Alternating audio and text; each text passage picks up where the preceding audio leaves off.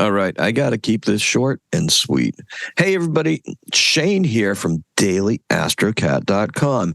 And I'm here because I want to tell you about a little thing going on Monday, and it's the new moon in Scorpio. The new moon in Scorpio is going to occur at 4:27 in the morning, East Coast time. That's my time. And really quickly, I just wanted to show you a couple things about it. I've got a chart here that I've got to pull up, and I want to show you, okay? So I'm going to pull the chart up, the chart. No sharting, please. Okay? None whatsoever. There it is. You should be able to see it now. Okay, if you look over here, this is actually an event chart for that time, and this is at 4:27 in the morning East Coast time. Now, you can see right here, this is our moon, and that's the moon, that's the sun, that's a conjunction right there. It occurs at 20 degrees, 43 minutes of Scorpio. You can also see Mars tucked in right here at 22 degrees, 11 minutes. This right here is what's called a stellium, and we're not going to get into that right now. What we're going to do is we're going to talk about a little bit about Scorpio, because Scorpio, the moon in Scorpio is at its... we're very energized when the moon is in Scorpio. It's a energizing moon. It's something that it can be a little bit on the abrasive side, and it's also very intuitive. Okay, so we've got an intuitive moon that's a very potent moon. It's very powerful because that intuition is very deep. Scorpio has a deep interest in all things occult and all things, just wants to get to the bottom of them. Okay, it's a fixed sign. It's a very determined sign, and the Mars energy in it drives it and makes it driven to get to the answer and get to know everything and to fight and win, okay, over the long run. That's something. Mars in Aries isn't quite that determined. Mars in Aries will fight, but it will only fight for a little bit, and then it'll move on to the next thing. This right here, this full moons are great for beginnings, and it's also a great time for planting crops, everything like that. But what we're really planting with this new moon, is ideas.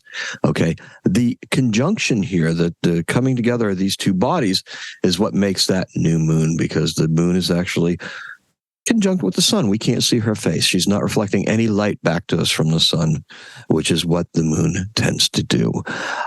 You will notice right here that this stellium, these three planets, are now all focused in Scorpio. We have Mars included in this grouping, and Mars is the ruler of Scorpio. So this gives that determination to our emotions and to us. Okay, we're really ready to go get something. Okay.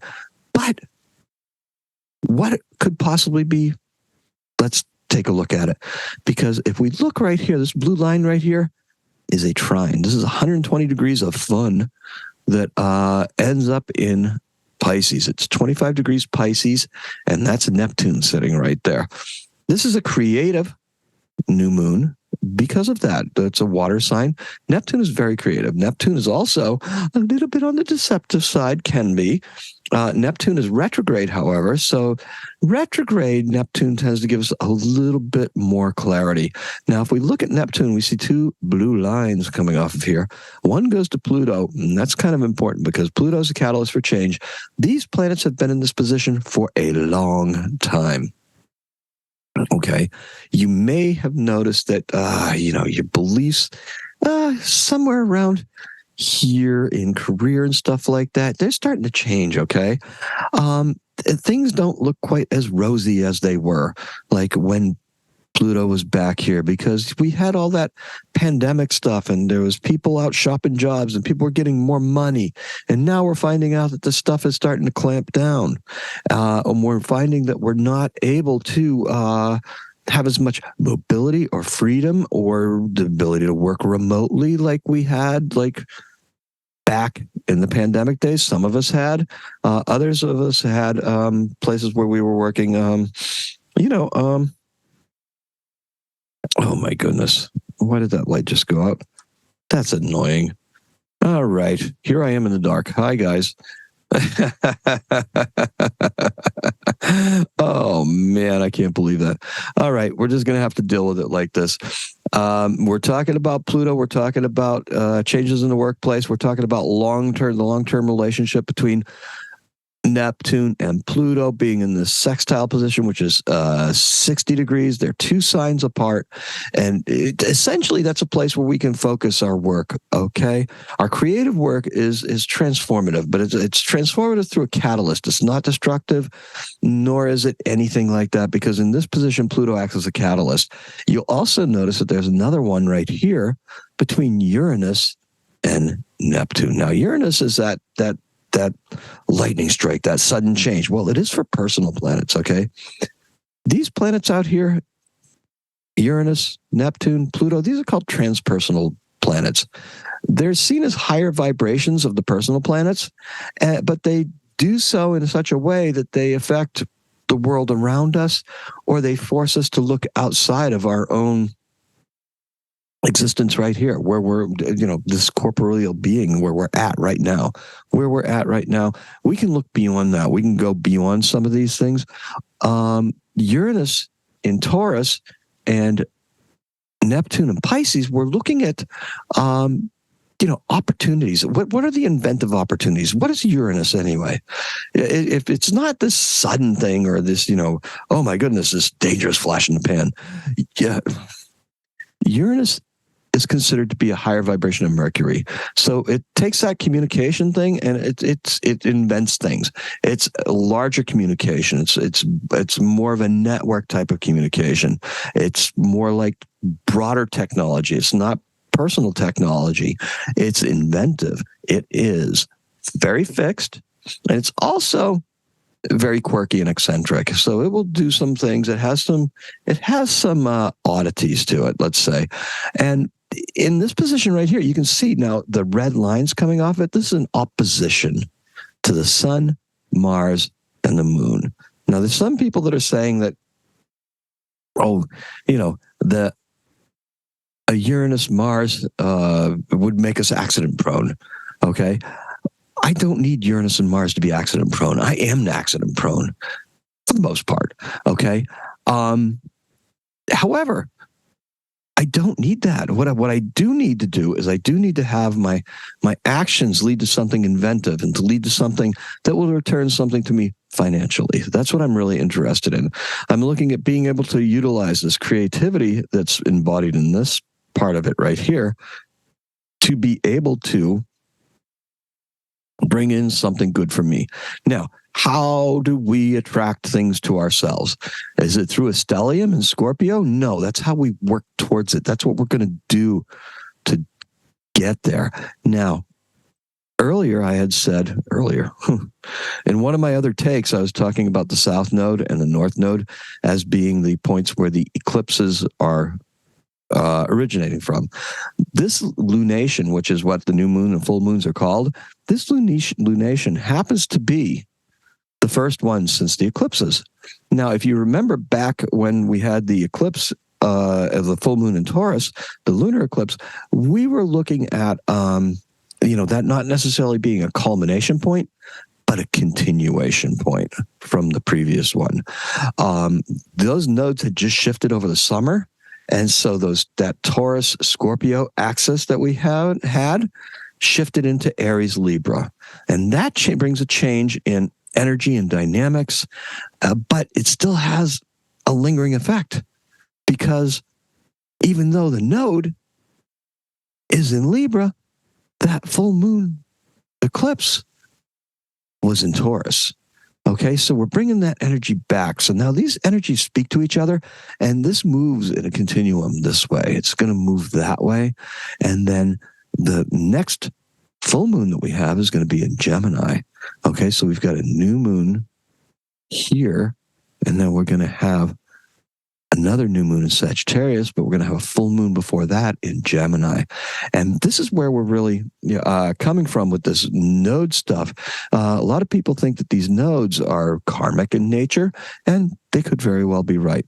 I see them as reset points and very important touch points as where we can keep track of where we're at and then work back. This right here, the south node, is actually a point where we reset our base and we just can build. This is how we're going to grow. This is how our expectations are. As these planets that were up here cross this threshold and cross the south node, they gave up something. And the way they gave up something was, like for me, for example, my son, I gave up a little bit of ego. I give a little bit more creative power to Carrie because that's what I've got to do. That's going to serve the partnership, that sign that's in. That's what serves it. The communication, same thing. The communication, I'm trying to communicate better to everybody else. I had certain things that were stuck on. This is part of it. Right? And then Mars is an activity and it's an action. That's doing this as well. So all of that stuff was given up. We're looking at bringing this whole thing together. Now, if you look at where we're progressing, you might think, oh yeah, we're good to go. We're in Scorpio. We're going to just push this forward, right? No, not true. You look where Mercury is sitting at right here, and you can see where Saturn is right there going, You had to give something up over here in order to get to here. When you entered here at this point, right, then here is Scorpio. When you entered Scorpio, Haumea was sitting there. Now, Haumea actually had a hand in reforming each one of these different aspects of ourselves. So if you think back to where you were just right around Halloween, perhaps, you may have been undergoing some stuff. You may have seen some things going on, and you're going to be looking at things a lot differently than you did, say, like in September. This is natural. This is part of that process. You just didn't realize what you were doing was going through that point, and you had a choice there of what you could give up and where you could go. Here, we have to make another choice. Saturn is sitting here, and there's an opposite. There's not an opposition. That is that's a square. Now, the squares are challenging, and it basically is something we've got to figure out. Now, the way we try to figure out these squares is if we take and we look where we're at right here. This is a fixed sign in Aquarius. This is a water sign. That's a water sign here. So we've got water, but Scorpio is fixed, okay?